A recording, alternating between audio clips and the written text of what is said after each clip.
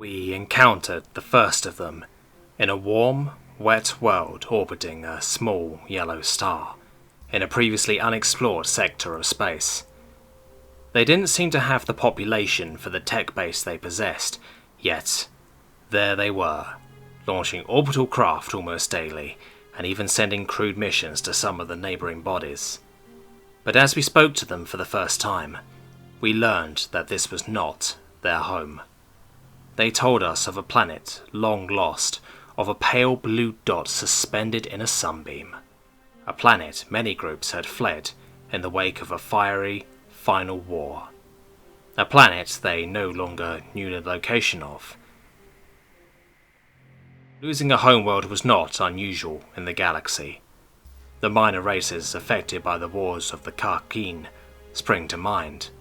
But for a homeworld to not only be rendered uninhabitable, but truly lost, was remarkable. Still, we uplifted them, and they took their place amongst the galactic community. But even after uplift, their thoughts and actions were continually focused on their lost world. For such a small race, they had the highest spending per capita on exploration than any other race, even more so than the nomadic Barshan.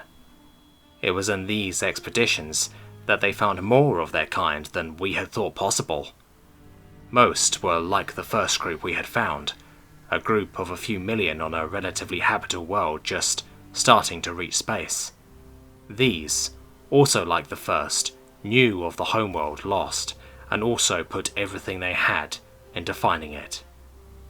Some other groups hadn't even rediscovered technology, telling stories of the legendary world from whence they came while huddled around fires. These groups, unlike many who are encountered in their primitive cycle, showed no shock or surprise, merely nodding when told of the galaxy at large, as if they already knew of their shared heritage with the other humans they spoke to. Even they, without the benefits of technology, had strained to find the pale blue dot in their skies. Curious about this part of humans, I spoke to the human ambassador at length. I asked why finding their homeworld was so important to them, and why every desperate group they found, no matter how different, knew and spoke of this homeworld, even after the centuries. They must have been away from it. The ambassador looked at me for a moment and said, "Because, Ambassador Kosh, every one of them knows that no matter what other forms of life there are and might be, the only human beings in all the universe come from Earth." Years turned to decades, and the humans still searched, but no progress was made. Though they found dozens of lost human worlds, none, the humans said, was Earth. I'm uncertain as to how they could know this, yet somehow they did. A human survey ship, searching for colonizable worlds, came across a garden world in an uncharted system. This was good for their investors, naturally, and so they began to survey nearby rocky bodies, as a garden planet with nearby sources of fusion fuels is valuable indeed.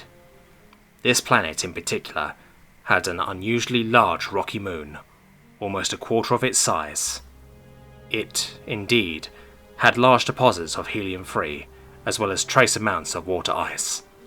But that was not the real treasure they found on that moon. The remains of a small, primitive craft lay next to a smattering of equipment and a piece of coloured cloth attached to a pole. The craft seemed to be the remains of a landing vehicle of some sort.